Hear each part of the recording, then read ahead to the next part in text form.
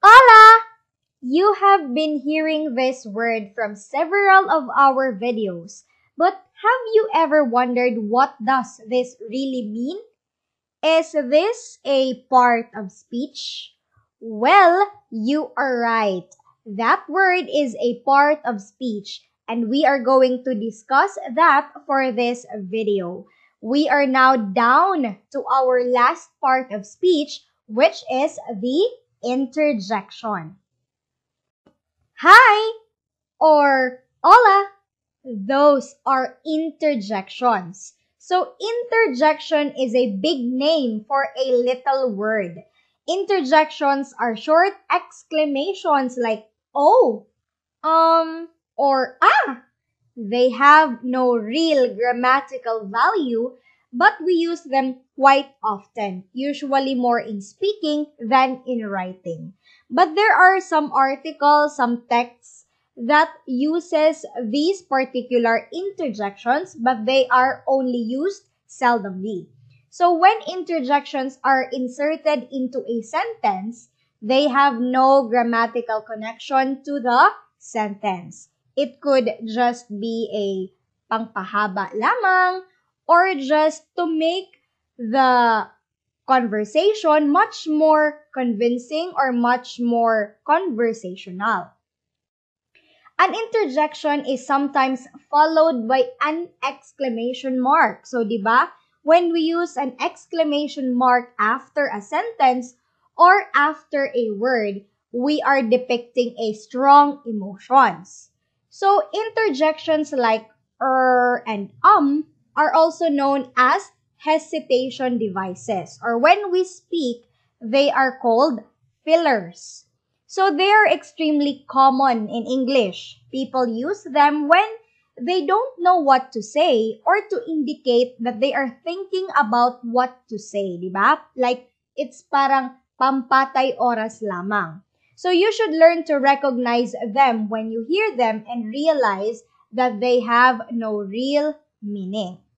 So, what is an interjection? So, an interjection is a part of speech that expresses emotion.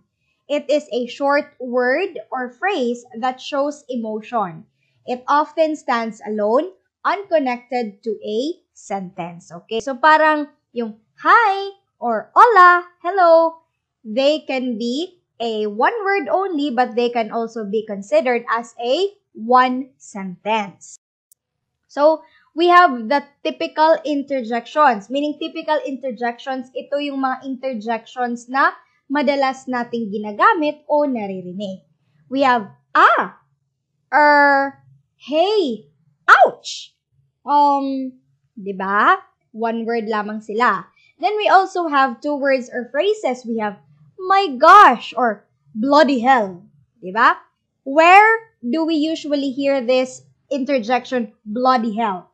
Okay. Sa mga Harry Potter fans dyan, alam nila yan na palaging sinasabi ni Wesley ang bloody hell. Then we also have interjections in context. What do we mean by interjections in context? Ito yung examples ng interjections na inilalagay sa isang sentence na may context na siya, parang may meaning na. We have, hey, don't be so lazy. Well, let's think about it. Ouch, that hurts. Or parang itong ouch, that hurts, parang redundant siya. Kasi when you mean ouch, or when you say ouch, it already depicts that you are hurt. Then we have, Lima is the capital of Peru. Diba? Inilagay ang between sa of and Peru kasi siguro yung nagsabi nito ay sasagot and then hindi pa niya alam. So, para walang dead air, naglalagay siya ng filler, which is Lima is the capital of Peru. Yeah?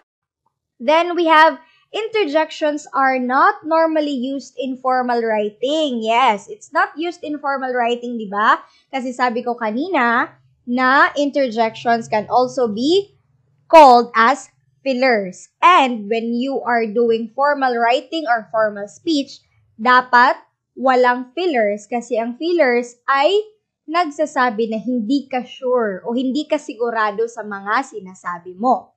So interjections are not normally used in formal writing, but they are common in speech and therefore in formal and fiction writing, where they show emotions such as anger, surprise, and interest, as well as convey hesitation.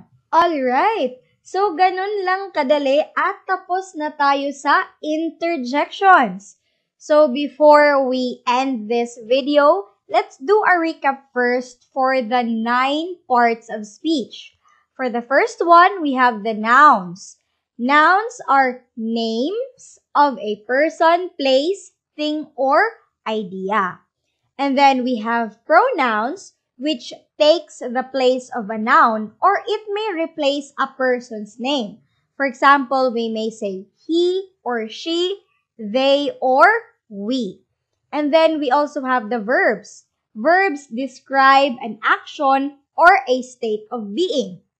Then we have the adjectives, or that describes a noun or a pronoun. For example, we have a beautiful lady. Beautiful is the adjective. Next is we have the adverbs. Tells how, when, where, or to what extent. For example, is we have frequently, seldomly, always, and then yesterday, tomorrow, today. Those are examples of adverbs. And then we have articles. Articles come before a noun in a sentence and is a special kind of adjective. Because articles, for example, is what we use a, for example, a or an, a bag, an apple. Then we have the preposition. Preposition is used with a noun or pronoun to form a phrase. Next is we have the conjunctions which joins words and groups within a sentence. Diba? We have the acronym FANBOYS. F is for, A is and, N is nor, B is but, O is or, Y is yet, and S is so. Then now, we have the interjections, or it is a strong feeling or reaction, or we call it fillers. Okay? So that is the topics that we have for our topic or discussion about the part of speech. I hope you have learned a lot from our videos, and good luck to your examination and whatever you are going to use that for. Okay? Good luck, reviewers, and thank you for watching.